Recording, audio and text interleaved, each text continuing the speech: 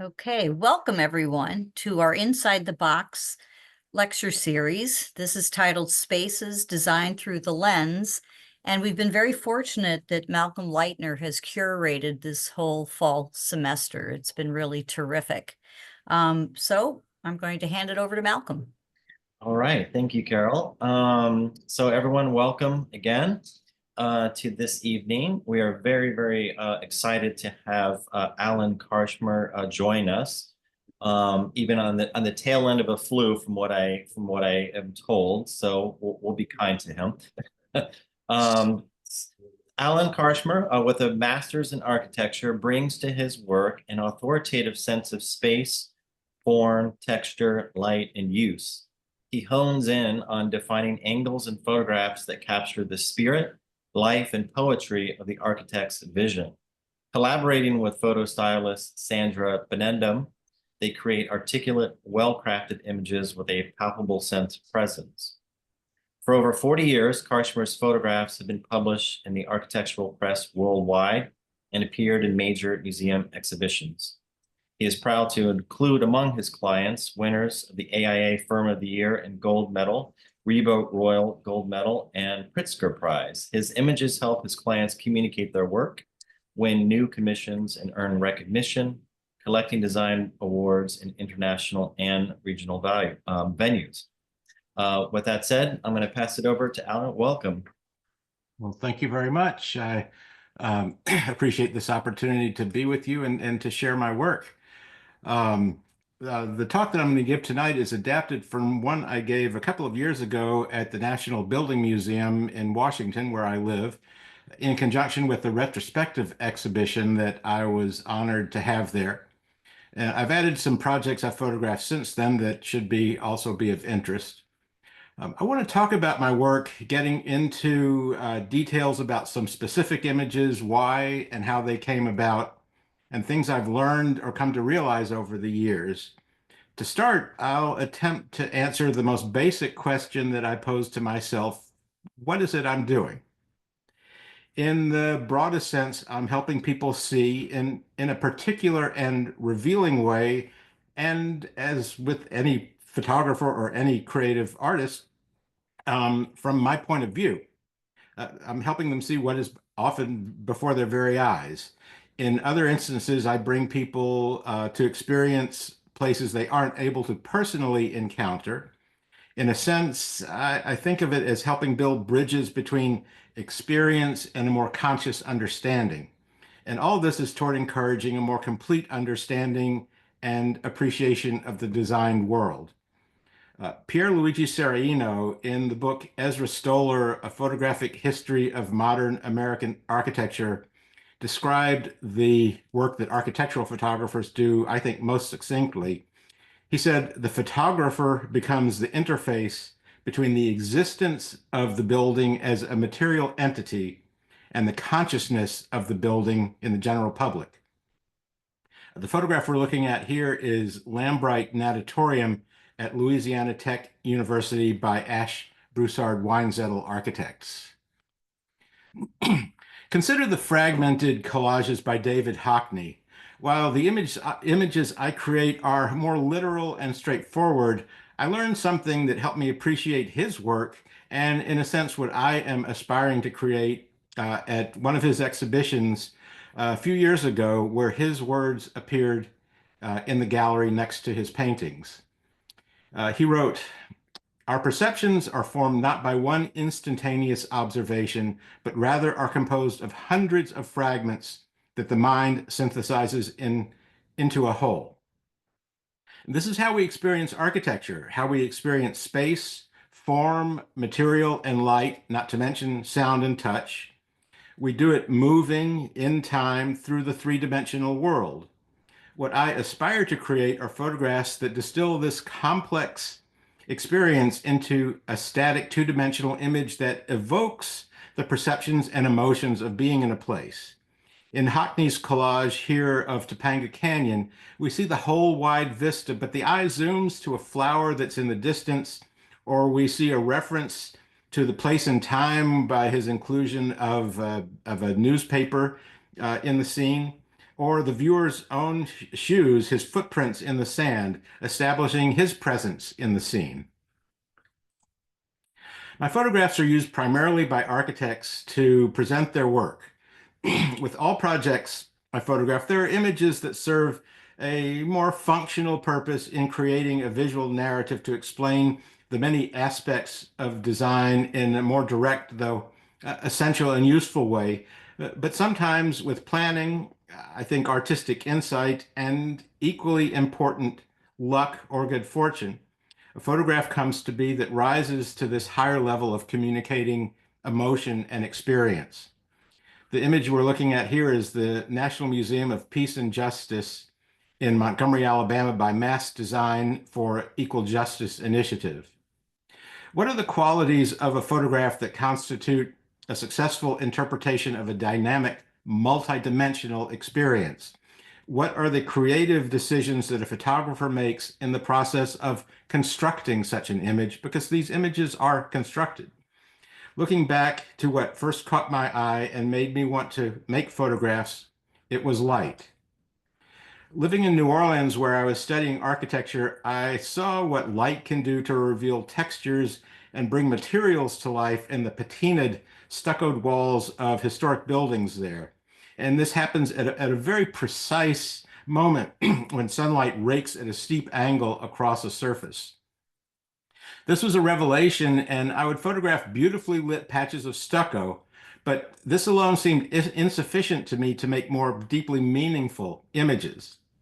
So I came up with the concept of setting up a camera at the time when the sunlight was going to do this magical thing and make exposures. We did call them captures then. As people walk by, as in this early image made with my first camera, a Pentax Spotmatic 35 millimeter single lens reflex. So it is now not merely a wall, but a wall in a place which is part of the life of the city.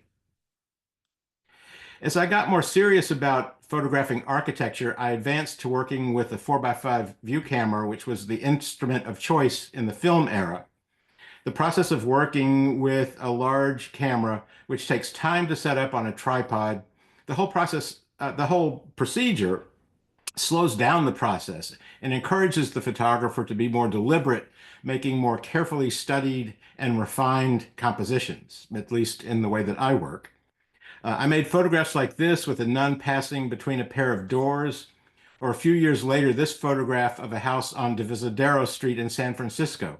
In an effort to animate the photograph, I wanted a car to be entering the scene. So having determined the right shutter speed to get the bit of blur I wanted to suggest movement, I was fortunate to have this vintage car happen along. The overarching principle of seeing individual works in context with the broader environment has informed and defined my work from the beginning. The image here is Lears Weinzappel's addition to Joseph Louis Sert's Science Center at Harvard. With the right equipment and a basic understanding of how the process works technically, it's not particularly difficult to find a way to show the building, to get the whole thing in the frame, but I've never felt that that alone was enough. The photograph has to be a well-composed image graphically, a visually inviting picture that makes the viewer want to take the time to look at it. And it has to show how the work, the subject, the architecture, relates to the world around it and the people who use it. It's this sense of the power of photography to help us more fully understand the world around us that continues to motivate my work. A little bit about the course my career has followed. After I finished my master's in architecture at Tulane in New Orleans, I returned to Memphis, where I grew up, and started my career, but after a few years returned to New Orleans, where I was fortunate to have some opportunities to hone my skills and continue to learn, particularly in an assignment from architect Errol Barron, who himself had recently returned to New Orleans from New York, having worked with Paul Rudolph. Errol asked me to photograph his newly completed Stafford house. A gifted artist as well as architect, I learned so much from him about composition and framing in the course of this photo session, which was a collaborative effort. At that time, working in large 4x5 inch film format, you would make Polaroids using the same camera and lens. You just insert a Polaroid back where the film would ultimately go to make the final image. And you use the Polaroid to preview the photograph. And Errol would fold the edges a bit to refine the framing and draw on it to show where furniture needed to be nudged just a bit to get it positioned to read, for it to read and for the architecture to read more clearly. The project went on to be published that year in Architectural Record Houses, which was a home run my first time at back. And I was so experienced, I didn't even know to shoot transparency film. So the magazine had to make their separations from color prints. Another early assignment was from a former classmate, Clem Schaub. He asked me to photograph his new architectural office in Pensacola, Florida, which the conversion to his office gave new life to an abandoned grocery store. I was drawn to the straightforward way that Clem dealt with the interventions that were necessary to accommodate the new function in an historic building, honestly expressing the changes that were made. And these neighborhood kids were watching me work and asked to be included in the photograph, and the project went on to be published in Architecture magazine. Architect Charles Moore was doing a lot of work in New Orleans around this time, and through him and his network, I connected with Kathy Simon in San Francisco, who asked me to photograph her art studio complex, newly completed at the University of California at Santa Cruz. That's what we're seeing here. And all of these opportunities helped me build a portfolio of noteworthy buildings of the day. In developing a clientele, photographers are commissioned as much for the projects they shoot, who trust them to create the images that represent their work, as for the photographs themselves. I'll jump ahead quite a few years to a commission that was a pivotal point for me, Santiago Calatrava's Milwaukee Art Museum, which I photographed on an assignment from Architectural Record magazine in 2002. Excuse me. About a year after Milwaukee was published in Record, Calatrava gave a lecture in Washington at the National Building Museum. And my wife and collaborator, Sandra Benedum, and I attended, and I wanted to speak to him after his talk. I was hesitant because I tend to be a little shy in that kind of situation, but Sandra reminded me wisely that this was a once-in-a-lifetime opportunity. And I told him I had photographed Milwaukee for Architectural Record and thanked him for creating a work that was so meaningful to photograph. And he remembered this photograph in particular and said to me, "You are the photographer who made my building fly." And he asked for my card, and the next day I received an email that they wanted to acquire rights to all of my photographs of that project. I arranged a meeting at their newly opened office in New York and left with 3 assignments, one of which was the Puente de la Mujer in Buenos Aires. And this is a photograph that shows that bridge in context with the city and in motion, since he seemed to respond to my depiction of motion. I thought it would be advisable to get something of the bridge. It's a cable-stayed swing bridge which pivots on the pier that holds the mast. When I was preparing for this first assignment, I asked for a briefing, an explanation of what they were looking for, what priorities they had, which was and remains a fairly typical step in the process of working with an architect. The unexpected response I received was, "Just send us beautiful photographs." And through this experience, I came to realize the value of the confidence this kind of trust brings to the work, the power of owning your work, the creative freedom it imparts, and in full disclosure, the fear of falling short, together have an awesome power to focus the creative process.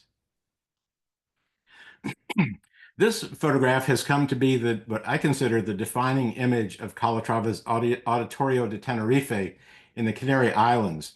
It's the result of a very deliberate search for a very particular vantage point, which I found around a bend in the Tenerife harbor. Climbing down a little precariously onto these massive concrete blocks, I was able to use them to have them form the foreground. And from this distance, considerable distance with a relatively long lens, the space is compressed and the building becomes part of the landscape rather than an object in it. There's a little more to the story of this image. I'd found the spot a day or two before when I had a cloudy day and was using the time to scout. So I determined the vantage point and ideal time for light, and we headed there. But when we arrived, I saw this incredible sky, which is part of what makes the photograph so compelling. And the clouds were moving very quickly to the west, from right to left in the images we're seeing it. And I knew that within a few minutes, they would block the sun and the shot would be lost. So I scrambled. Working with a view camera is a fairly slow process, as I mentioned. And I got a couple of sheets of film exposed, and in an instant, the light was lost. And I do have the defining image, but also this photograph of what it looked like moments later as an illustration of the importance of the quality of light. The other part of this story is that when we returned to the car, which was close but out of sight, our driver was anxiously pacing, holding the tire iron in his hand. He pointed out that I hadn't noticed graffiti painted on nearby rocks that was claiming the area as gang territory. So he was protecting us, or prepared to protect us. The photograph went on to be the cover image and architectural record, thanks in large part to the creative vision of then art director Anna Schlesinger, who transformed my horizontal composition into the necessary vertical proportions to fit the cover by extending the sky. I'd always thought about perfecting the composition of the photograph itself, which I continue to do. But from this experience, learned to think about broader graphic applications of the images and how elements like text can fill areas that would otherwise be a compositionally awkward void. And one more example of the importance of light. I made the photograph that you see on the right early in the session, and as at the end, at what I thought was the end, when I was reviewing the Polaroids, when I thought I was finished and had everything I needed, I looked at this photograph and realized that the potential for the image was not met, and that in early morning light, right after sunrise, it would produce a much better result. So thinking that I was ready to put my feet up, I dragged myself out of bed before dawn one more time to get an improved version. These two photographs are of different Calatrava projects, but very much related with similarities between the Auditorio de Tenerife, which we've seen on the right, and his opera house in Valencia that was completed and photographed a few years later. Both are sculptural studies of massive curving concrete shells. We don't have time to see other images of Valencia now, but there's an important story behind this photograph. I was setting up a different shot at dusk when, as you might know, there's a very brief window of time when the balance of ambient fading ambient daylight is just right. And Sandra was nearby looking at other things and rushed over to tell me I had to stop immediately and see what she had observed, which I begrudgingly obliged. I've been told there might have been eye rolling involved. And this is what she saw. And of course, I understood the urgency of her admonition. Between the fading of the light, the rising of the moon, and the movement of the clouds, there wasn't a moment to spare in getting the shot composed. A few months later, we returned home. And after we returned home, we heard a thud on the front porch and found a 20-pound package which contained the latest edition of Calatrava's complete works with Sandra's photograph on the cover. I was merely the camera operator. Another project I photographed during the same trip was Richard Meyer's Jubilee Church on the outskirts of Rome. The image on the right was made from the roof of an adjacent structure, and it explains the overall organization of the building. The image on the left made it dusk, so the interior is glowing and you can see into the building. Shows how these massive concrete shells cantilever vertically, springing from the ground. I had just 3 days to photograph this project and was dismayed when the second day turned out to be overcast. Toward the end of the day, while we were photographing inside, I saw a change in the light, it was getting brighter, and figured that the rain and clouds were clearing. So we raced across to the far end of the piazza, across treacherously slippery, wet travertine. I won't comment about the practicality of material selection.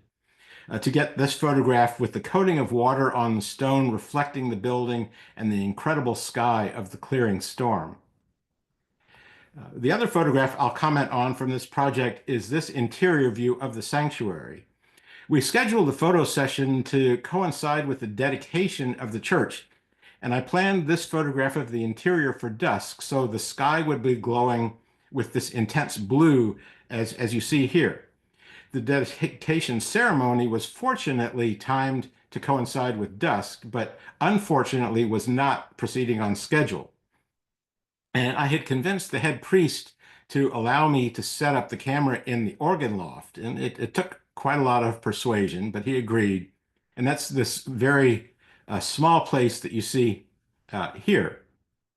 So I'd set the camera in a very precarious position to get it up and over the edge when I realized that it would be dark by the time the service began. So I came up with a solution, and this is photographing on film, to make one exposure when the light was right for the sky, which wouldn't be long enough at that point for the relatively dark interior to register at all.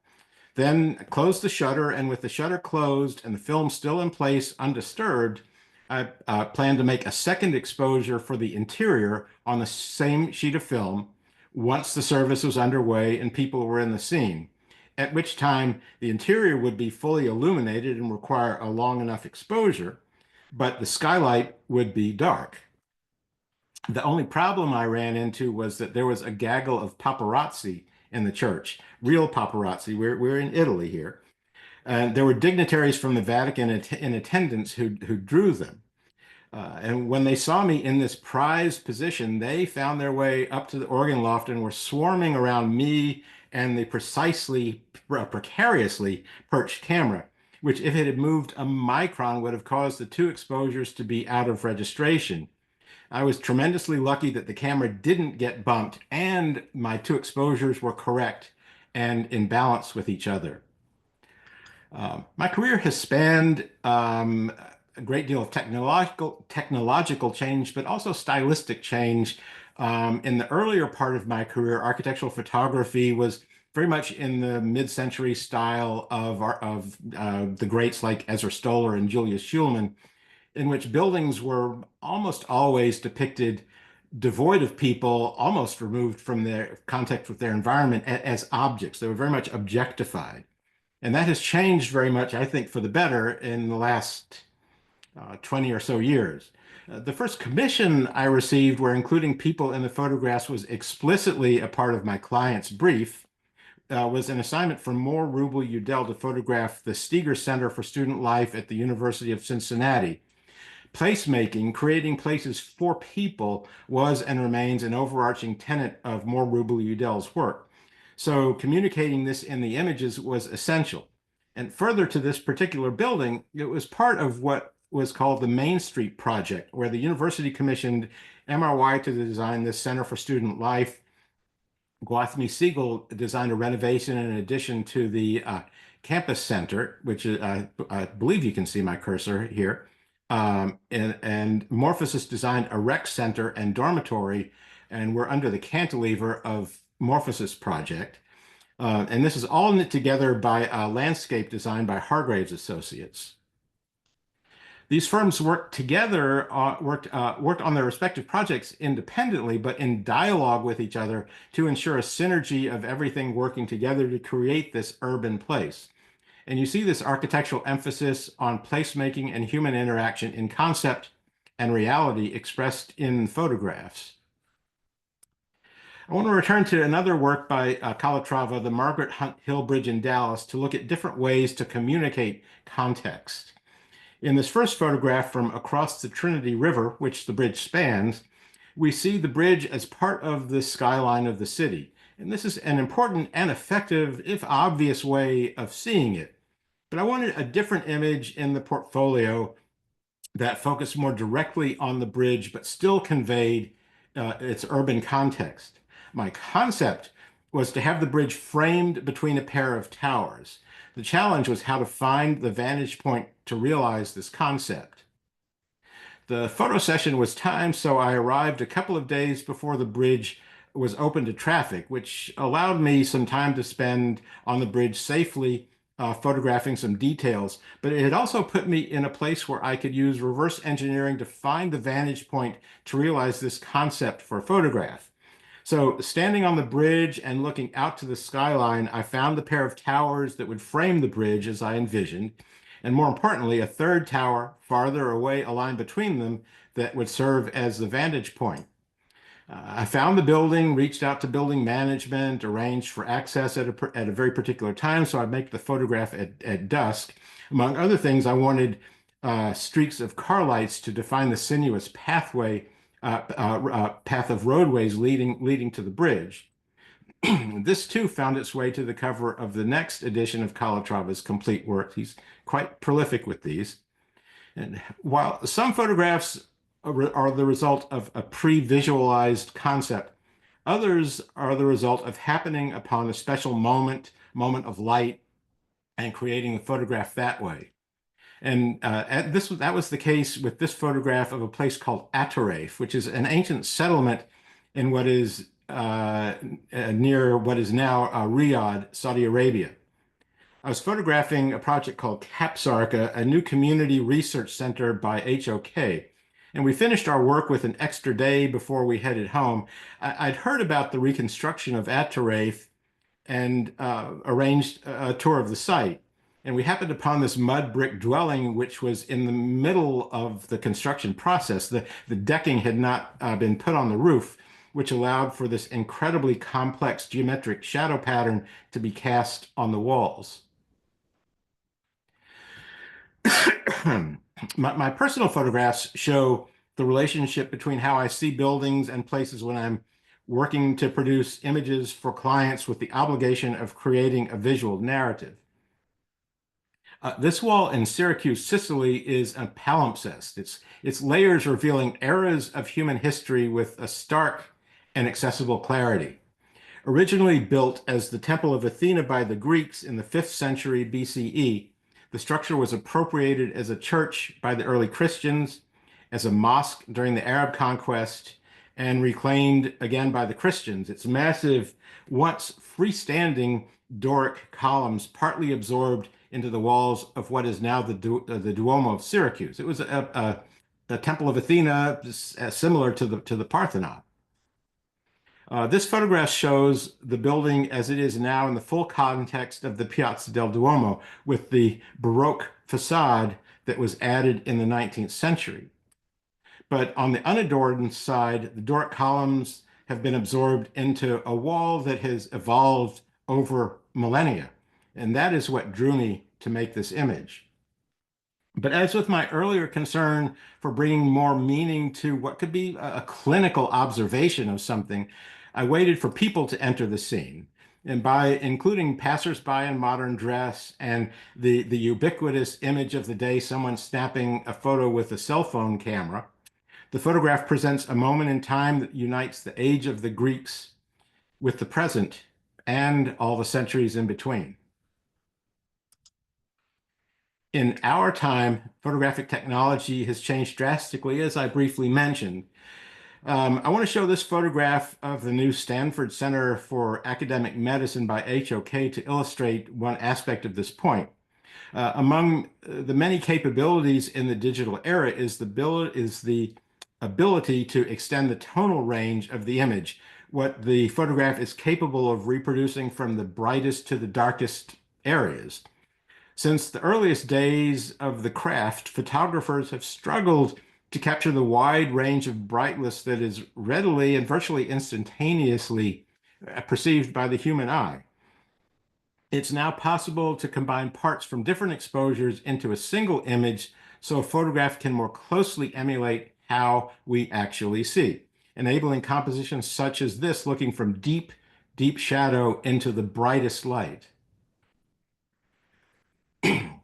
Henri Cartier-Bresson's concept of the decisive moment is typically thought to apply to photojournalism, but there are instances in photographing architecture that it is also relevant. In its design for the Oculus at the World Trade Center Transportation Hub, Calatrava rotated the building's orientation slightly away from the street as you can see in this photograph. So the skylight that runs along its length aligns with the sun on the morning of September 11th. Every year, as some of you may have experienced, on that day only, and only during the time corresponding to that of the terrorist attack, the glass enclosure is open to the sky. When he asked me to photograph there on that day in 2016, the first time this was to happen, I thought about how to impart this meaning in a photograph and decided to shoot into the sun, having the source of light itself visible in the image. The transformation of the space by this symbolic gesture is visceral, and I hope the profound emotional and poetic power of the moment comes through in the photograph. And this too is an image that would have been very, very difficult, if not impossible to achieve on film with this quality of tonal richness. Other photographs in the portfolio for this project address different aspects of the design, such as this pair of images that focuses on the structural ribs and how they interact with light, and this pair that illustrates different components, in particular, the image on the left, the main stair at the east end. Camera placement is critical in both of these photographs, in all photographs, accentuating elements in the foreground to create a sense of depth that helps the space read. And these compositional devices also enable viewers to place themselves within the image and engage with what they're looking at. Smithsonian commissioned me to photograph the National Museum of African American History and Culture by Freelon, Ajay, Bond, Smith Group, initially over the better part of the year as construction was finishing and immediately after it opened in 2016. There's a tremendous advantage in spending so much time with a building and the opportunities that affords to become more intimately familiar with it. The challenge in the first few months before it was finished was to get at least a limited series of images to illustrate Mabel Wilson's book, Begin with the Past, which Smithsonian wanted to have ready to release at the time of the opening. The building was a construction site until a few days before the dedication. So there were lots of tightly framed detail views and other images that avoided signs of construction during these first few months.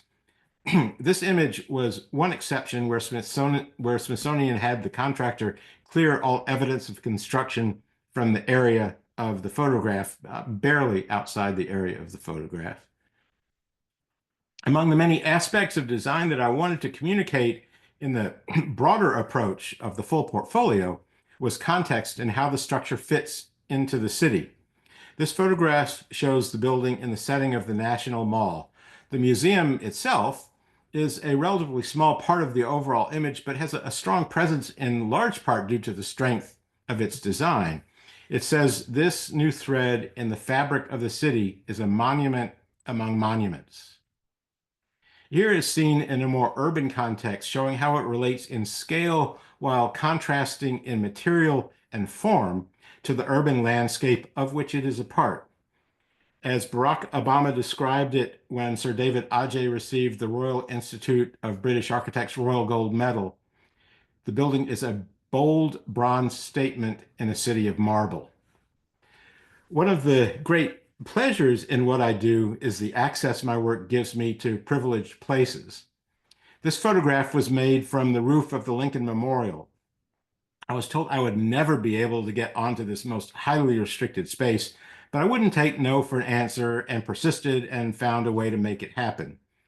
Here again, the museum occupies a small part of the image, but asserts a strong presence.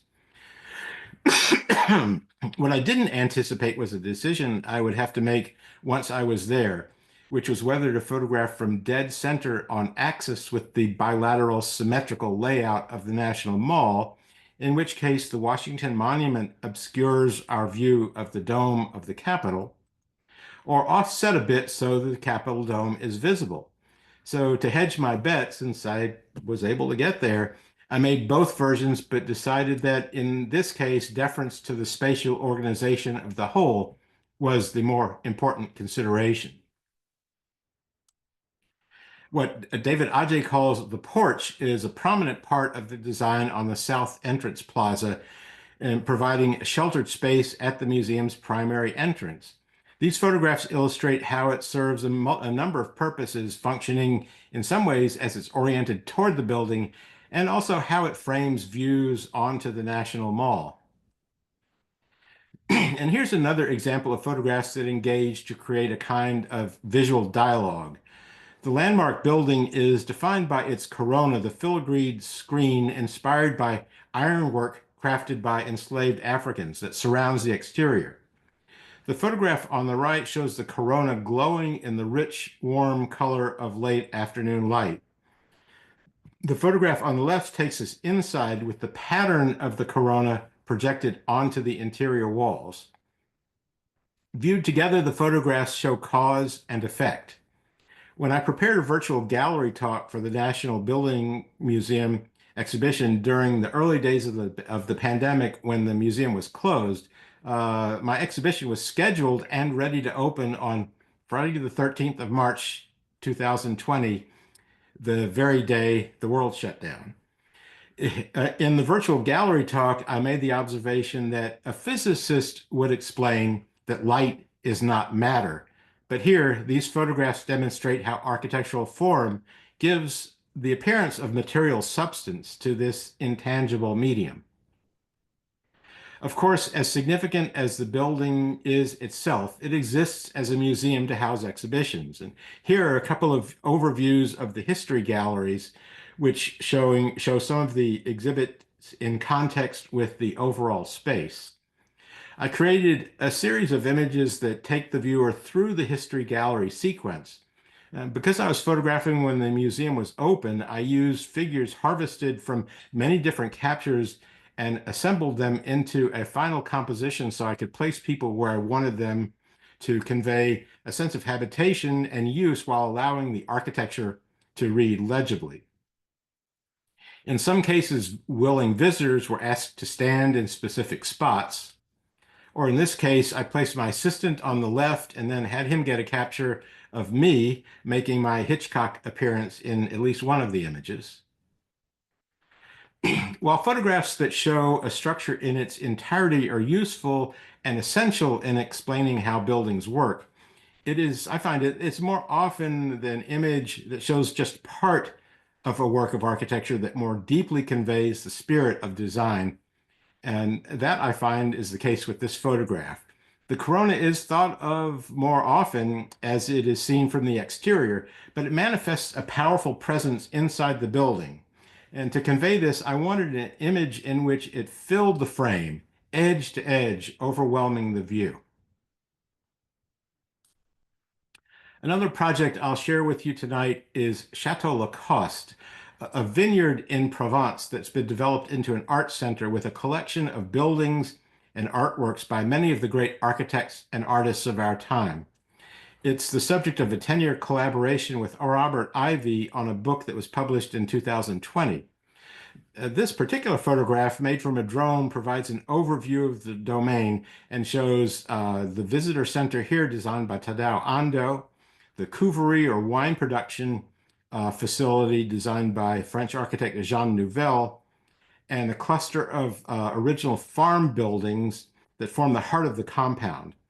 Artworks, mostly outdoor site-specific sculptures and installations, are dispersed throughout the hillsides surrounding the vineyards.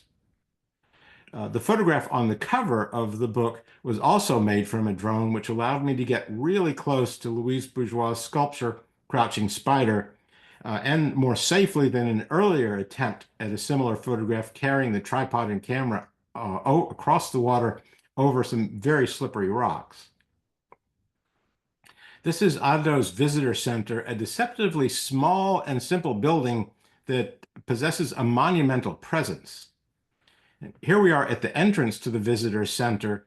The elemental geometric shapes of the rectangular portal and circular oculus dominate a minimalist architectural composition, while the complexity of the ensemble of parts framed in this view, punctuated by the monolith at the end of the path with mountains beyond, speaks to the harmony of the designed and natural landscape, which is very important aspect of this place.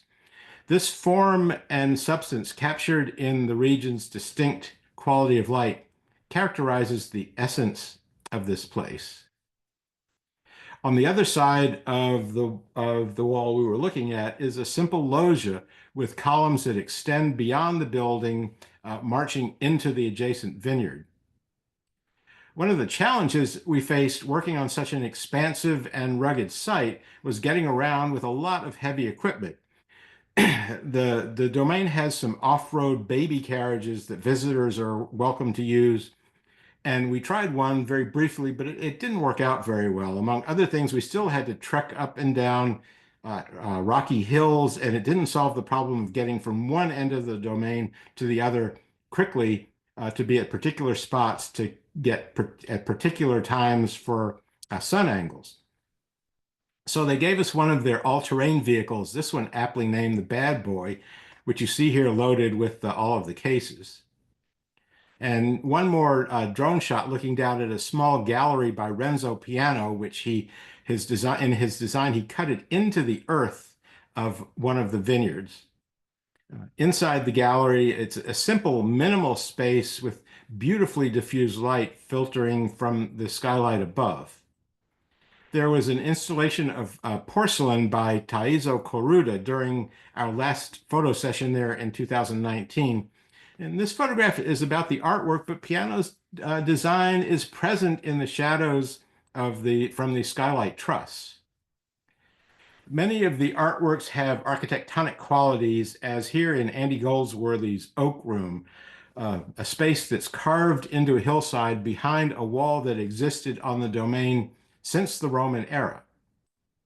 This pair of images shows the entrance cut into the stone wall and the interior he created with a domed ceiling woven from oak branches. The photograph on the left is a work titled Foxes by Michael Stipe. Here I went against my usual practice of keeping vertical lines straight, and we can talk a bit in questions if you want about the technology of perspective control and the type of camera that I use. But in this case, I'm in fact exaggerating the vertical perspective convergence with the camera tilted sharply downward to create the effect of tumbling along with this skulk of foxes. On the right is a work by Ai Weiwei titled Ruyi Walk. In keeping with the artist's commentaries on social and political ironies, the walk is built from stones that were salvaged from one of the docks, the historic docks of Marseille, which was destroyed to clear the site to build the Museum of the Civilizations of Europe. And for this photograph, I positioned the camera low, looking obliquely across the surface of the path to emphasize the stones in that plane, and timed when I made the photograph to get raking light to reveal texture of stones in the vertical plane. This is the recent renovation and addition to Folger Shakespeare Library that I photographed for Kieran Timberlake and Pentagram. Using the lesson I mentioned that I learned with the photograph of Auditorio de Tenerife that was adapted for magazine cover proportions, this photograph was combined to give flexibility in how it can be used in different graphic layout situations. In particular, we were hoping it would make the cover of Architectural Record, which had already committed to publish the building. So the composition was such that they could derive a vertical crop with room for the Architectural Record logo factored in. And in fact, it worked out exactly as we hoped. Pentagram did the graphics and wayfinding in this project. So in addition to creating photographs that explain the architectural aspects of the design, a good deal of consideration was given to highlighting signage. This is the lobby of the new west entrance. Because of the tight deadline to get photography for the Architectural Record article, the photo session had to be scheduled before construction was entirely finished, which is why the floor and windows in this image could have used a bit of a better cleaning. A new gallery housing the library's collection of original Shakespeare manuscripts is in the space that runs between the new east and west entrances, and we're looking at the enclosure of that gallery now. Here we are looking toward the entrance of the new exhibition hall. And inside, the manuscripts are displayed in a light-controlled environment along with other artifacts. This photograph was staged with models, as is often the case, because the library had not yet opened to the public. And here's another view from the exhibition hall, looking across to some additional exhibit spaces. This image focuses on some of Pentagram's work, here showing the incorporation of a poem Rita Dove composed specifically for this spot in the West Garden, and the placement of a quote from Shakespeare also in the West Garden, a detailed view of how the lettering was set into the concrete wall. Another project I photographed for the same team of Kieran Timberlake Architects and Pentagram is an exhibition about President Kennedy and the arts at the Kennedy Center in Washington. The photographs interpret both the architectural and exhibit design aspects of the project in a sequence of images that allow the designers to walk viewers through the sequence of spaces that make the exhibition. In the main exhibit hall, the walls are lined with a series of exhibits covering different themes related to JFK and the arts, with interactive elements at each of the long ends. The video freeze above changes in a running program, so I created a series of photographs showing a number of these different configurations.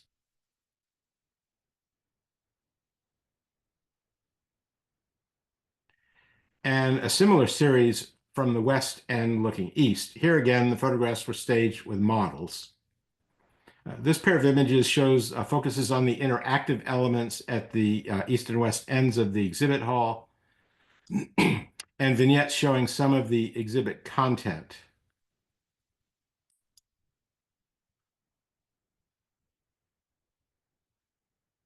And to illustrate the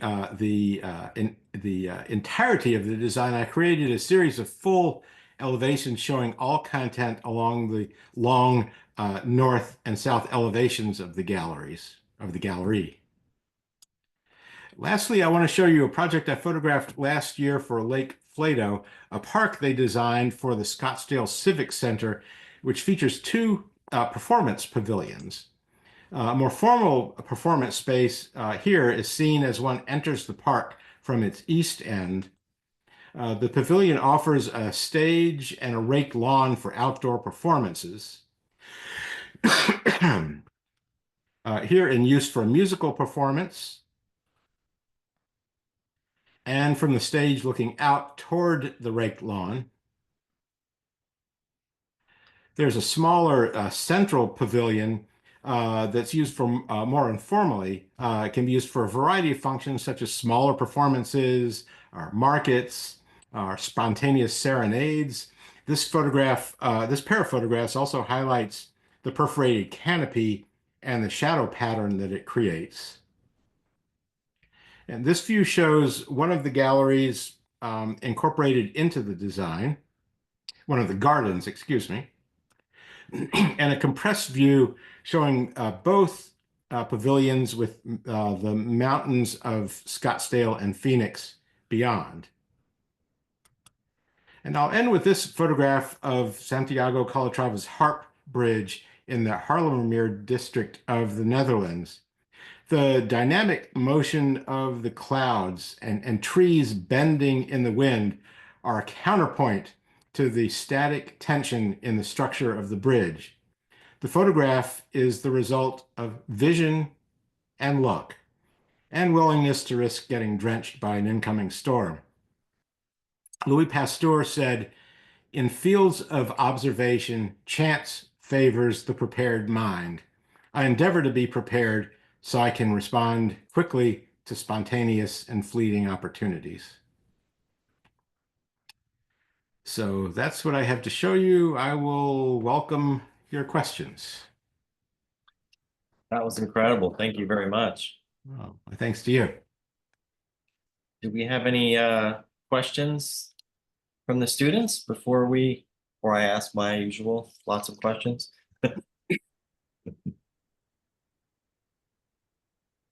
Any comments, questions?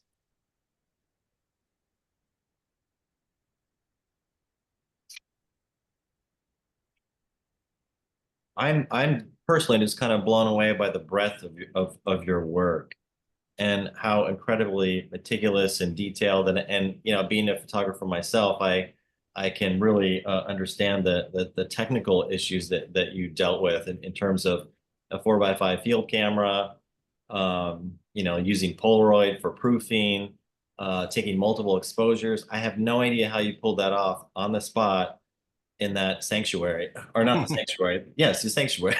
I have no idea how you did that. But that is really incredible. Um, so thank you for sharing.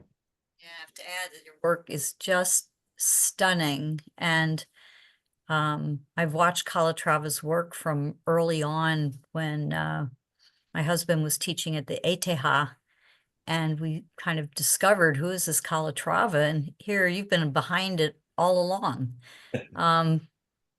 As well as I gave a tour to the Committee on Design of the AIA in the Jubilee Church when it was under construction. Mhm. And then I've been back many times since, but you really captured that space so beautifully. Thank you. But what I want to comment on is the way you gave this talk, in that you're very humble and you've got such amazing work, and that you taught us all about the moments of taking a photo, and what in many cases can be a real struggle to make everything happen at the same second. And you've done it, and you talked us through it, and that was a really amazing education for all of us here. Thank you. Yeah, wow. and you know, I wrote some things down, and on that very idea, Carol, I wrote down, you had said something, I'm not sure if I got exactly right, but something to the effect of the power of owning your art. That was the sort of decisive, you know, not moment per se, but that's a conscious, you have to allow yourself to believe in yourself and take ownership of that. And I thought that was really a wonderful statement. Oh, architects often make that challenging because it's the nature of their work to specify and control things. But I find that the my best work and the relationships with clients that I enjoy most are the ones where there's a conversation and a dialogue, and then they trust my vision and hand it off to me. Right, right. I mean, I can read a building. I know how to read a building, but I can't know all of the nuances that are behind some of the design decisions that were made. So that conversation is hugely important, and it's important to be open to it. But it's Mhm. also and it's important to understand specific. Many clients come to me with a very specific narrative that they want photographs to illustrate, and I need to know this. But it's also important for the client to have confidence in the photographer's vision to perhaps see things that they didn't envision, or a way of seeing their work that they didn't envision. Mhm. Mhm. Yeah, just to chime in, Alan, thank you so much. I am echoing everyone in saying that your work is incredible. It was such a privilege to see everything and hear all of, all of the strategies and tools that you used. Something that really stuck out to me that I really appreciate about you as a photographer is you are very committed to the context that surrounds the architecture that you photograph. It's not something that I see all the time, especially in architectural photography.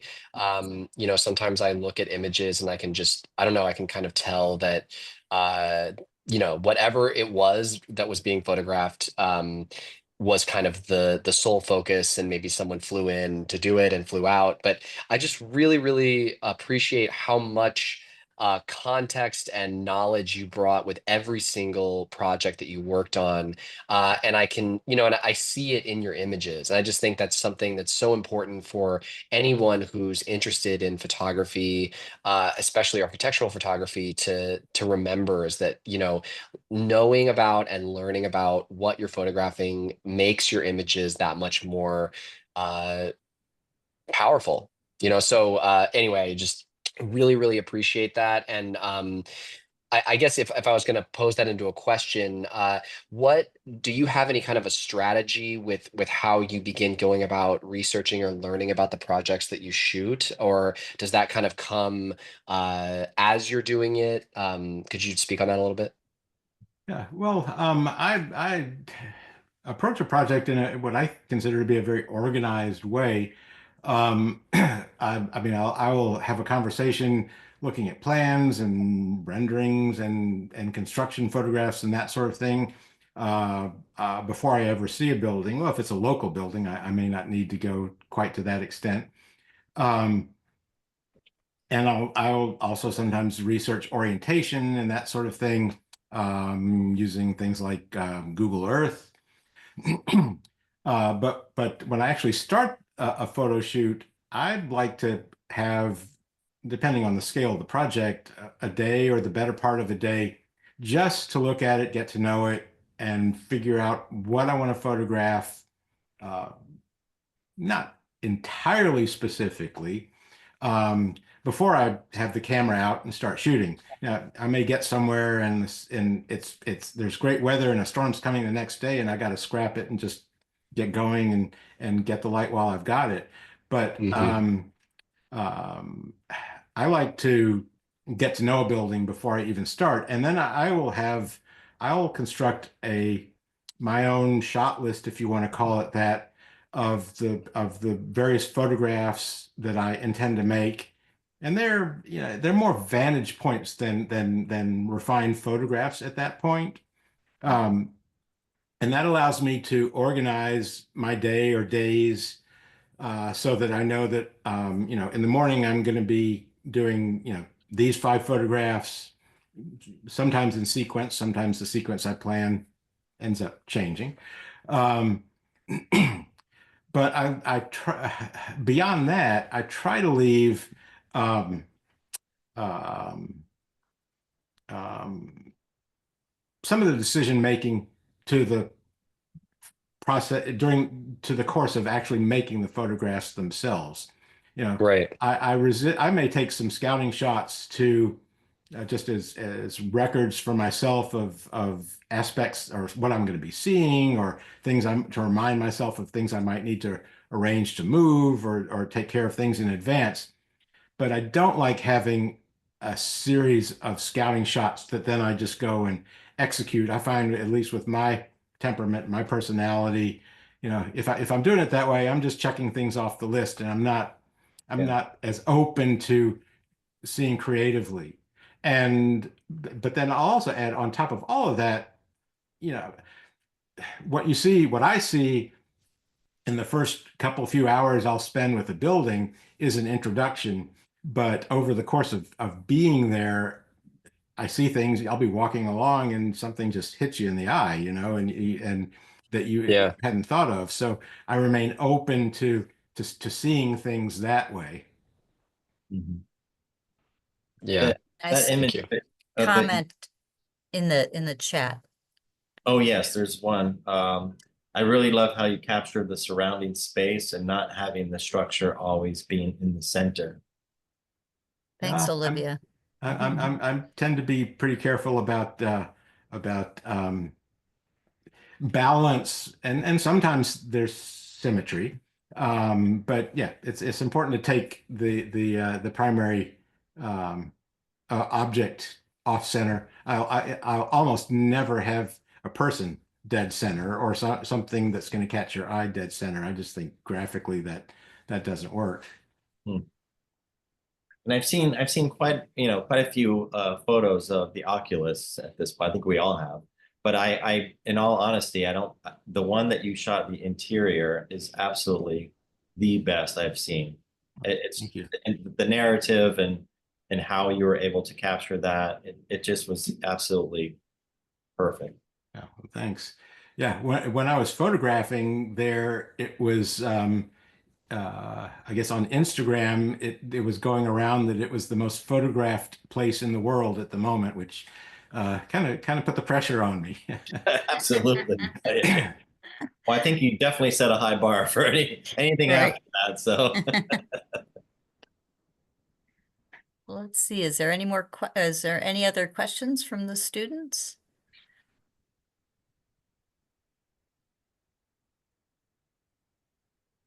Comments? I'm sure will remember this well. So beautiful. Well done. Totally. So Malcolm, I guess we'll wrap it up for. yes, I think everyone probably at this point is Thanksgiving mode. So We're all getting there. all right. Well, thank you again very, very much. We really appreciated it. It's Oh, wonderful. my pleasure. Happy to do it. Happy to see you all. It's terrific. Thank you. Thank you.